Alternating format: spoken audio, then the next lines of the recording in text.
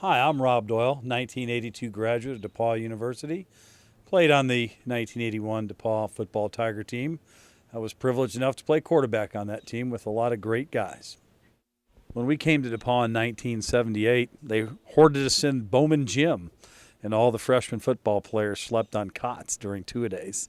We weren't sure quite what we got ourselves into, and as the season went on with Tiger Bob Bergman, things didn't go so well, and it was a tough year for a lot of us, and there were a lot of doubts, but we had a really strong group of guys, and guys that were really committed, that loved the game and loved being around each other.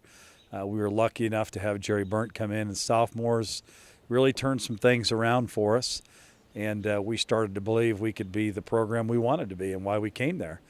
And by the time Nick came along, I think he inherited a group of seniors that were ready to do whatever it was he asked us to do to win. We were prepared to do that, and we did, and he did a super job taking us the next part of the way to finish our career in the note we wanted to finish on.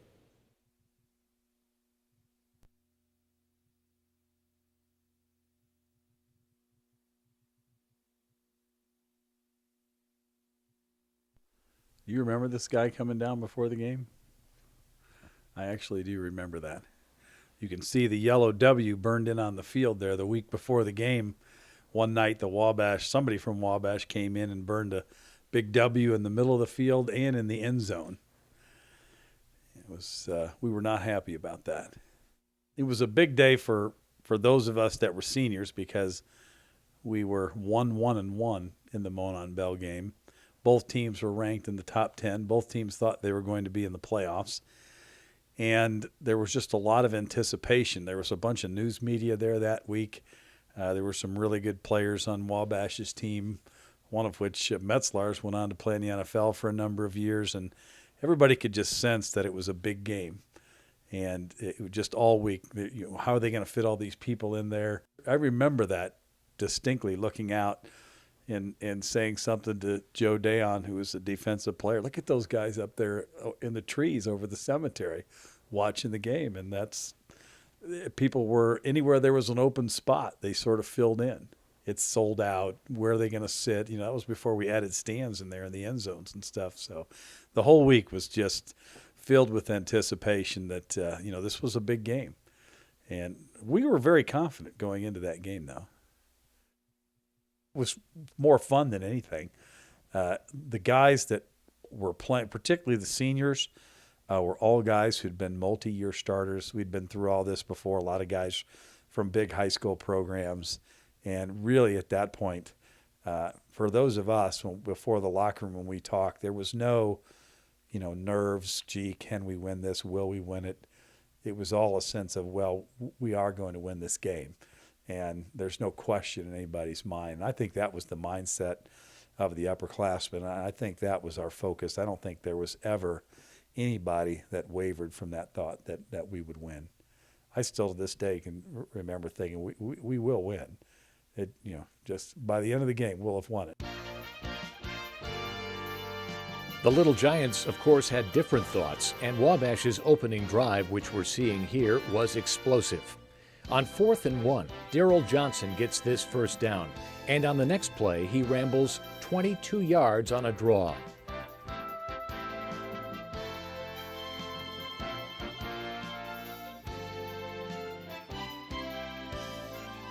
A keeper by quarterback Dave Broker gets the ball to the DePauw 10.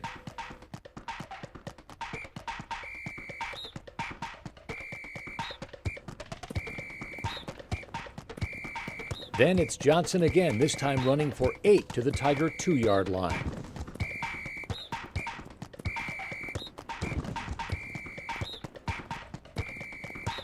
But the black and gold defense won't budge anymore. A loss of 1.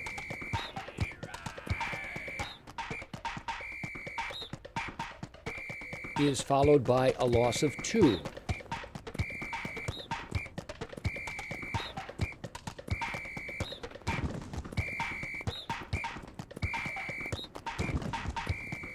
And then an incomplete pass.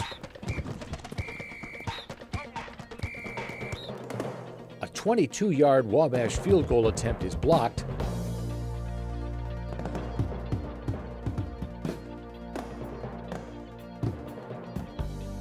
DePauw takes over on its own 26-yard line.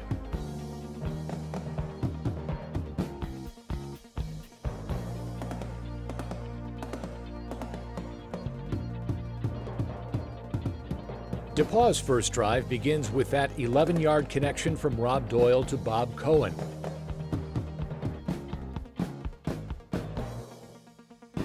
Followed by a 9-yard completion to Scott Welch.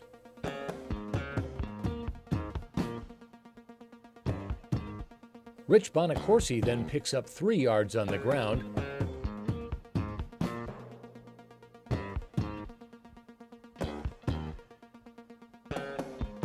And again, it's Doyle to Welch for 9 more yards, and the ball is inside Wabash territory.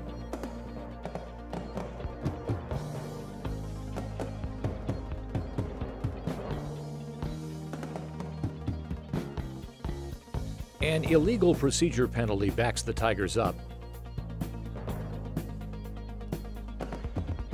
After throwing an incompletion, Doyle connects with Bonacorsi on a 7-yard play.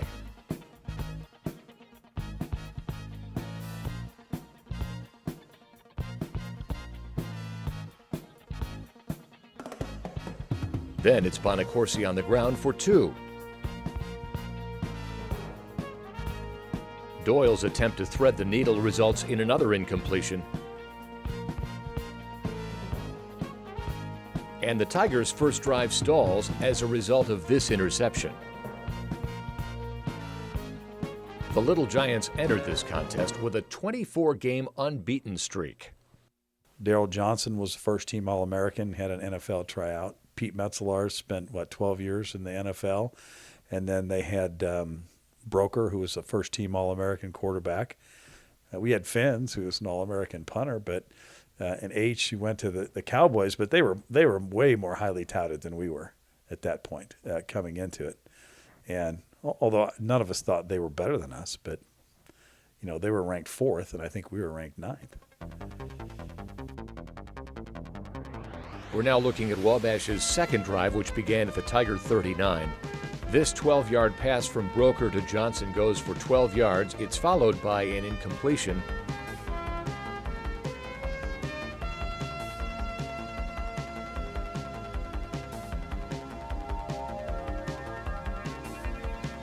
And then a big play that begins at the Wabash 41. A draw play nets Daryl Johnson a 20-yard gain.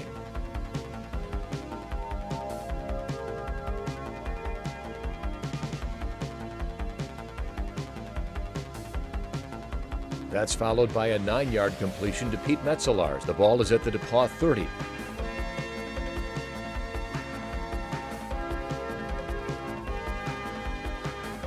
A keeper by Broker nets 15 on the ground.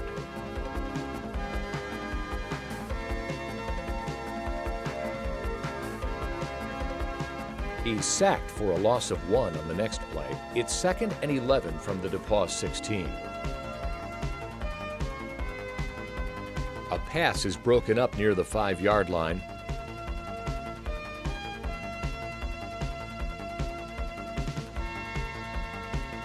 And then Broker swings a pass to Johnson, who scampers 12 yards. It's 1st and goal from the Tiger 4.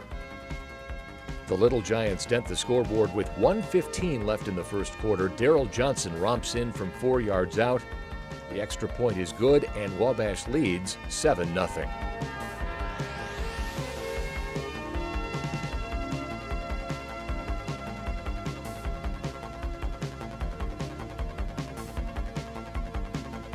Kicking off was a bit of a challenge for Wabash here. The first 2 attempts go out of bounds.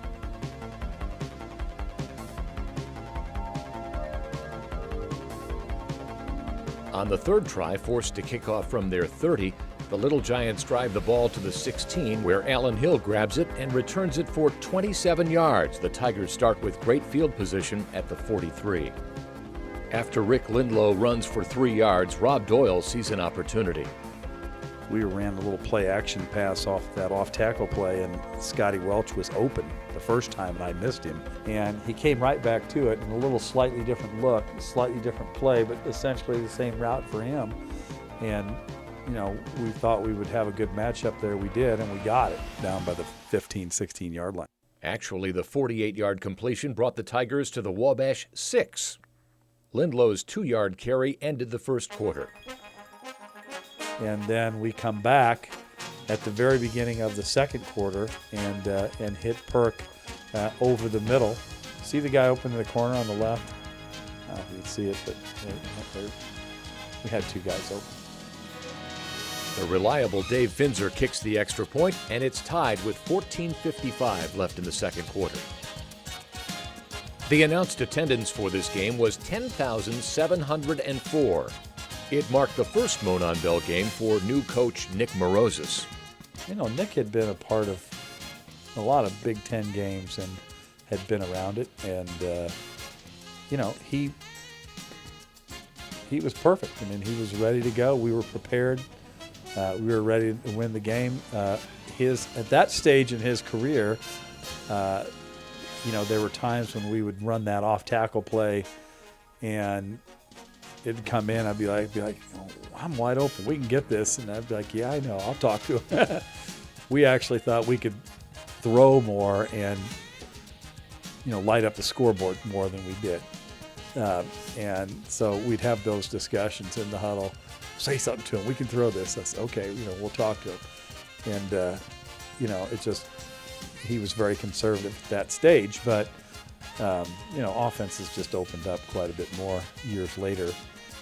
But he did everything he needed to do to get us ready to win that game. As I say, we were fully confident. 6 plays in, the next Wabash drive sputters when Pete Metzelars grabs a completion, but fumbles and DePauw recovers. He was jacked up. The Greek gets jacked up. He was pacing, but I think his first Monon Bell, I think he was surprised at the level of intensity. I remember him like, gee, this is a Big Ten game here. It's just like a Big Ten game, yeah. Guys are getting into it. Everybody wants to win. And I think he was hooked at that point, going through the first one. Finzer, who made a 52-yard field goal during his DePauw career, comes up short from 52 out here, and Wabash takes over at its own 34. Wabash will go on to take its second lead of the game in this drive, but footage of the touchdown is missing from the reels.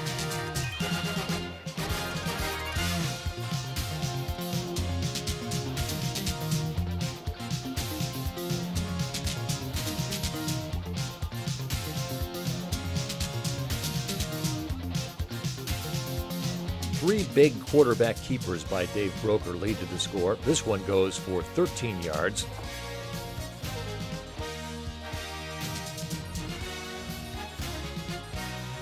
There's a pass completion to Metzelars for 14.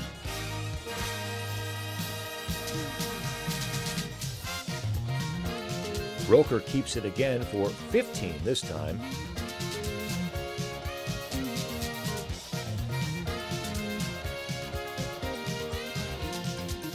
Daryl Johnson picks up 2 yards on the ground. And as the film runs out, Broker takes the snap for a 12-yard keeper. There's 7:56 left in the first half as the film picks up again with the kickoff. After a touchback, the Tiger offense opens with 4 consecutive runs by Rick Lindlow.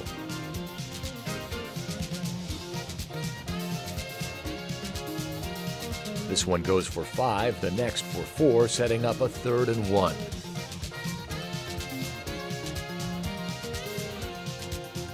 Interesting. We ran a lot of 2-back sets with a fullback and power off tackle. But that does set up some other things. On 1st and 10, it's Lindlow for 4 more. Then Doyle and Cohen complete an 11-yard hookup, and the Tigers have the ball at their own 46 as the clock ticks toward halftime.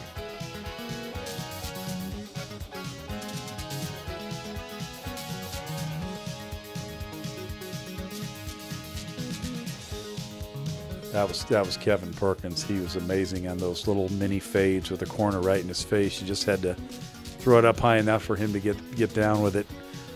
He was so reliable on those. You know, if you look here, emailed some of the guys, the linemen that year. We really were owning them up front. Offensive line was doing a great job. Really kind of just establishing the line of scrimmage all day.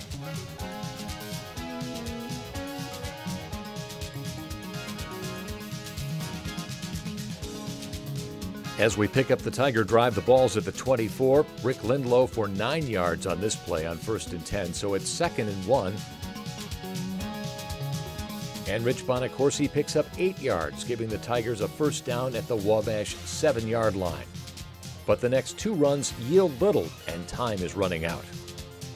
You know, we had 1st and goal inside the 10, so we ran it twice, and now it was 3rd and goal at the 5, where we got a score. So they shut us down towards the goal line.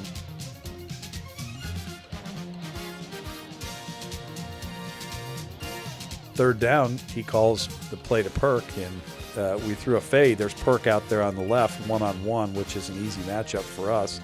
Just put it out there, and it's a touchdown. And everybody, we thought it was a touchdown. Everybody signaled, but it wasn't. So to Nick's credit, he calls the same play again right away. Throw that back shoulder fade you see all the time now. And that's some money with Perk out there. That's not a good matchup for them. Perk was a good matchup on anybody. With the game tied and just 1:19 remaining, Dave Finzer's deep kickoff forces a touchback. That really changed the momentum of the game by tying the score.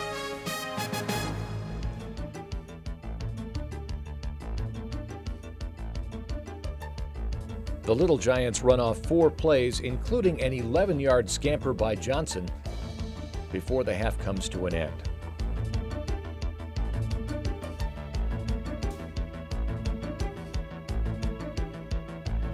I'll tell you what, we got in his face a bunch of times. They made him make some bad throws. He was pretty nimble. In the first half, Wabash had 14 first downs to DePauw's 9, 146 yards on the ground versus the Tigers' 59, 94 yards for Wabash in the air, 120 for DePauw. So it works out to 240 yards of total offense for Wabash, 179 for the Tigers. But Wabash was penalized 5 times for 25 yards, DePauw just once for 5. Once again, we're mostly controlling the line of scrimmage. And you know, as a result, they were opening some things up. The backers were coming. You can hit your backs out of the backfield a little bit. There was a fumble there. I don't think we lost it yet.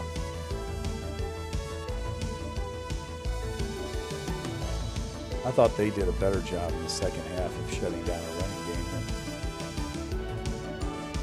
than they did in the first half.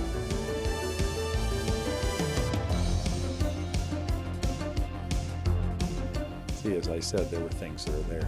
I just missed it.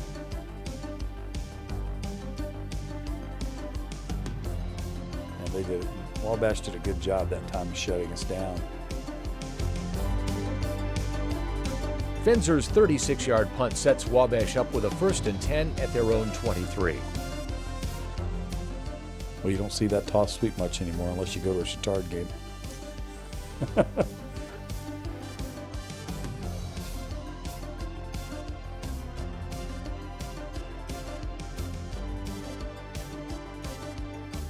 It's 3rd and 1 from the Wabash 32 when this pitch to Johnson yields 4 yards and a first down. It's followed by a 26-yard dash by the Wabash quarterback. Now, Broker, he was pretty quick. He was a heck of a runner as a quarterback. But momentum shifts the other way on the next play. A Darrell Johnson fumble is recovered by DePauw on the Tigers' 33-yard line.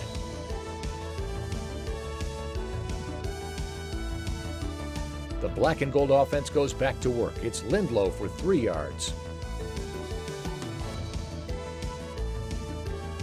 And then the running back adds another. We've got an option to the short side of the field. All that running, though, sets up a play-action play like that right there.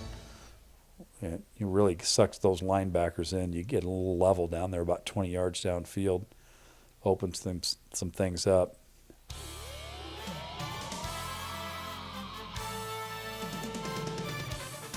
funny, I didn't remember Perkins going in motion that much. He was in motion almost every play.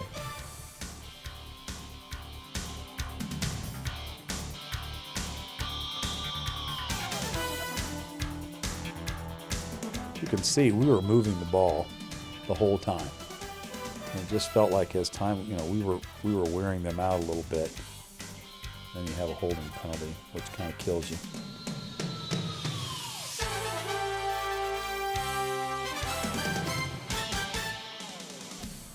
There's another poor throw. Can I say? That was a pretty good one, though. Pretty tight window. That's Perk going up. He has amazing range. He's an all-state high jumper in high school. You see, just putting 5-6 yards together every time, it really we're taking control of the line of scrimmage on them.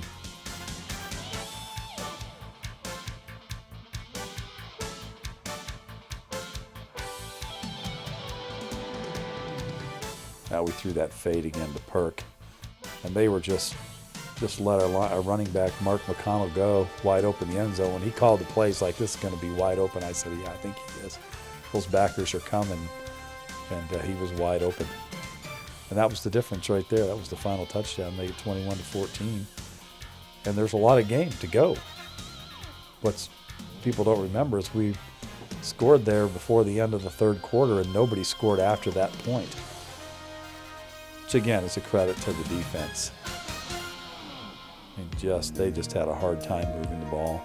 You got Torek and Cathcart at middle linebackers, and they were just eating things up. Got Dayon up front. H in the backfield. There were no big plays. Allen Hill, no big plays deep behind us. Nothing. We really sort of kept everything in front of us. And those guys, they couldn't be moved. As the third quarter nears its end, DePauw takes over on its own 45-yard line. There's a Bonacorsi run for 1 yard. Lindlow gets stuffed for nothing. But on 3rd and 9, Doyle hits Kevin Perkins with a 19-yard gainer, and the Tigers are roaring again.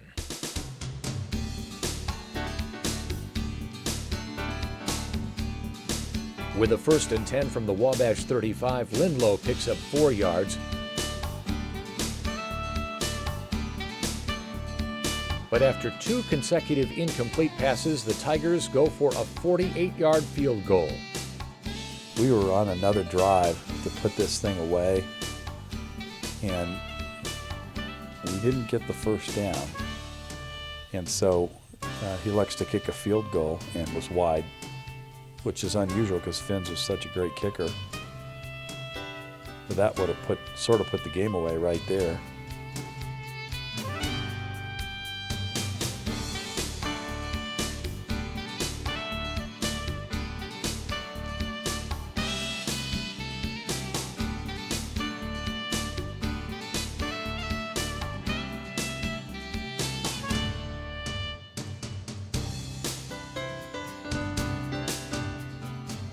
We're in the fourth quarter now, and you could see their defense really won this game for us here at this point. We shut them down, we win, and they had a hard time getting a first down at that point. Just hit after hit after hit. It was never just one guy making a tackle. I mean, it was just multiple. Broker was a heck of a runner. He made a nice play here, but just always getting hit, 3-4 guys every time he touched the ball. Well, I'll tell you, the year before, tying 22-22, it felt like a loss.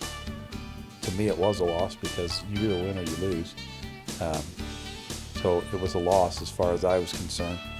And I did not want to feel that again. Just did not want to feel that again. And As I said, there was always the expectation we were going to win. I never for a second thought we wouldn't win that game. But as you can see, Wabash is driving again. The play we just saw was Broker hitting Metzelaars with an 8-yard completion on 3rd and 6. Now at DePauw's 31, Broker gains 3, then picks up 8.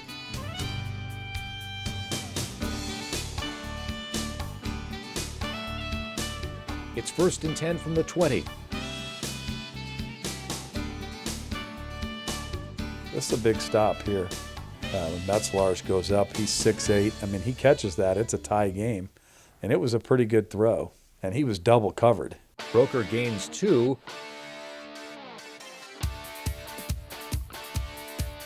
And then is sacked for 3 on 3rd and 8.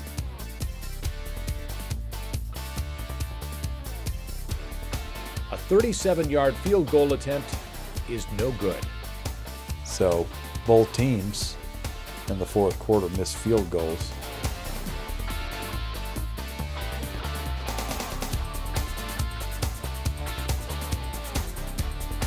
They started getting a little better pressure up front as some of those last throws moved on.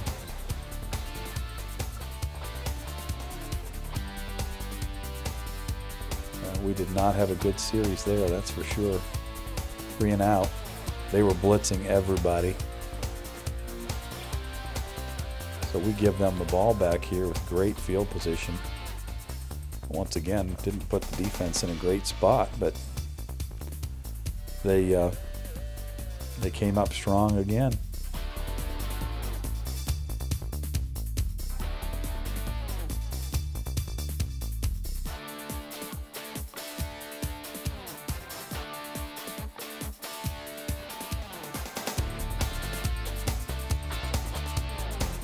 This 5-yard gain by Broker sets up a 4th and 1 for Wabash. And the Little Giants go for it. What looks to be a first down play comes back due to an offside penalty. And the visitors are forced to punt. The 35-yard boot and 2-yard return by Allen Hill starts the DePauw offense on their own 24-yard line. With a 7-point lead and trying to eat some clock, the Tigers pick up some big yardage. Lindlow for 25 yards on this carry. It takes the ball all the way to the 49-yard line. Bonacorsi on a 1-yard carry reaches midfield. And right in the huddle, I was thinking to myself, Murph and I used to have these discussions, and he was our starting guard, and we needed to run the clock out. And they were bunching in, and I was thinking to myself, if we ran an option right now, it's going to be wide open. He looks at me and goes, Rob, if you run that option, it's wide open. I go, yeah, I was thinking that. And so we run the option play, and it's wide open. And I go around the corner, and I'm thinking, hey, I might even score, And I didn't tuck the ball in properly. One of their linebackers hit me from the side, and I fumbled. So we gave them the ball back with enough time. Now the defense played absolutely phenomenally. We shut them down after that turnover. So had we not done so, I could have easily been the GOAT. That leads to what turns out to be Wabash's final drive of the day. They didn't get the ball to Pete Metzelaars near enough. The guy's 6'8". Tallest guy in our defense was Cathcart at 6'3". After this 8-yard run by Broker, Johnson is stacked up for no yards.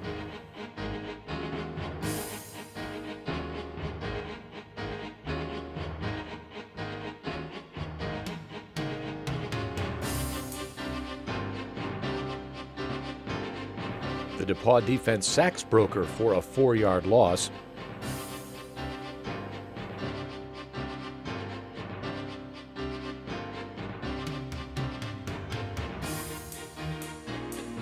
And on 3rd and 14, this pass is incomplete.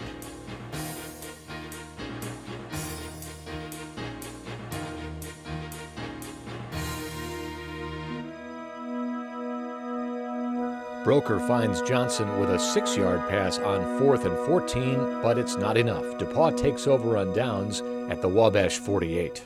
We shut them down there. See, we're up 21-14. Yeah. and then we get it with 2 minutes and 42. Now, we still have to get a first down here.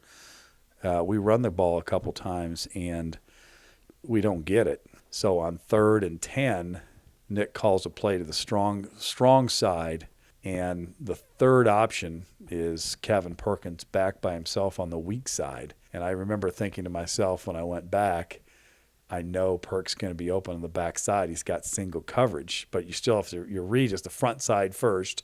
There's 2-man route over there, and Perk was open, and we got the first down. That's how we ran the clock out with that final 2:42. That game, it just felt like we could do what we wanted to do if we eliminated mistakes and just settled in. And so I was very confident. Our defense played very well. They were awesome in the second half, and we shut them down. They did not score in the second half, and that's the difference. And that was a huge second half for our defense.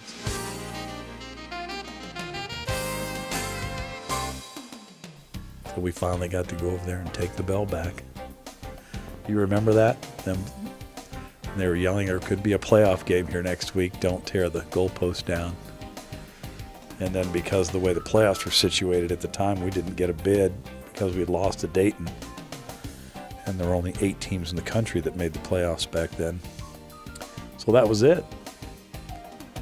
It was a pretty big throng of people on the field to retake the bell properly this time.